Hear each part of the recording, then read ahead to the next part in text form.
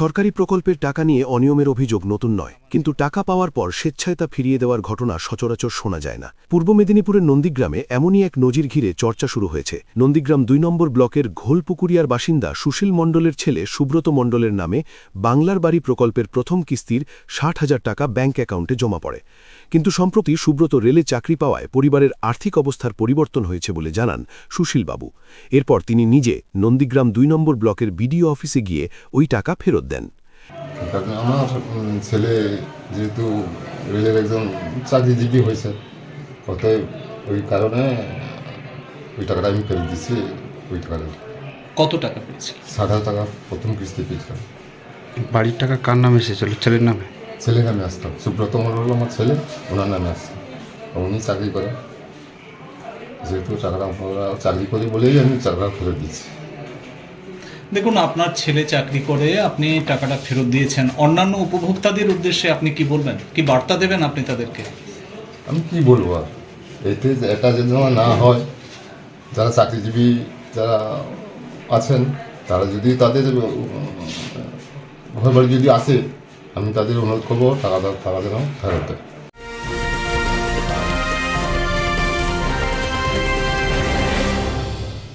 উত্তর ২৪ পরগনা ও তার আশপাশের এলাকার মানুষের সেবায় ক্যাথল্যাবের মতো অত্যাধুনিক সুবিধা নিয়ে পরিষেবায় ব্রতী সারদা মাল্টি স্পেশালিটি হাসপাতাল। একই ছাদের তলায় মানুষ সাধারণ চিকিৎসা থেকে শুরু করে ২৪ ঘন্টা ক্যাথল্যাব, এমআরআই, সিটি স্ক্যান, এনআইসিইউর মতো সুবিধা এবার থেকে পেয়ে যাবেন সারদা মাল্টি স্পেশালিটি হাসপাতালে। প্রয়োজনে যোগাযোগ করুন 033-2592-0730, 2593-0730, 2593-3562 ও 9331275635 নম্বরে। আমাদের ঠিকানা Royal Park, Kalyani expressway, Barrackpore, Kolkata ৭,১২১। সারদা মাল্টি স্পেশালিটি হাসপাতাল, পরিষেবাই হোক আমাদের মূল লক্ষ্য। এই ঘটনায় এলাকায় আলোচনা শুরু হয়েছে।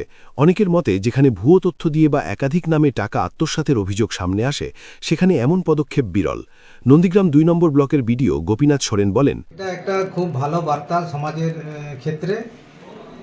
উনি যে টাকাটা ফেরত দিচ্ছেন, একদম সাথে সাথেই ফেরত দিচ্ছেন। উনি একজন উপভোক্তা হিসেবে সাথে সাথেই ফেরত দিতে এলেন। ওনার বাবা এসছেন, বাবার নাম হচ্ছে সুশীল মণ্ডল।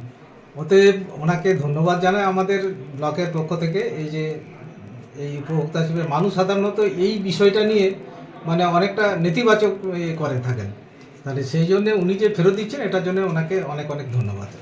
স্যার, দেখা গেছে বিগত দিনে অনেকে টাকা নিয়েও বাড়ি করেনি, এমনকি টাকা নিয়ে আত্মগোপনও করেছেন, বিভিন্ন তথ্য গোপন করে নিয়েছেন। সাধারণ মানুষের উদ্দেশ্যে এই বার্তাটা কি দেবেন আপনি? এই বার্তাটা থেকে এটাই অন্তত বোঝানো উচিত সাধারণ মানুষের, যারা এরকম উপভোক্তা, কারণ এই টাকাটা আরও অন্য একজন ব্যক্তি বেনিফিশিয়ারি এরকম যিনি পেতে পারতেন, এই টাকাটা উনি পাবেন। উনি যে ফেরত দিলেন, এটা আবার অন্য কাউকে সাহায্য করা হবে এই টাকা দিয়ে। এটাই বার্তাটা যাবে।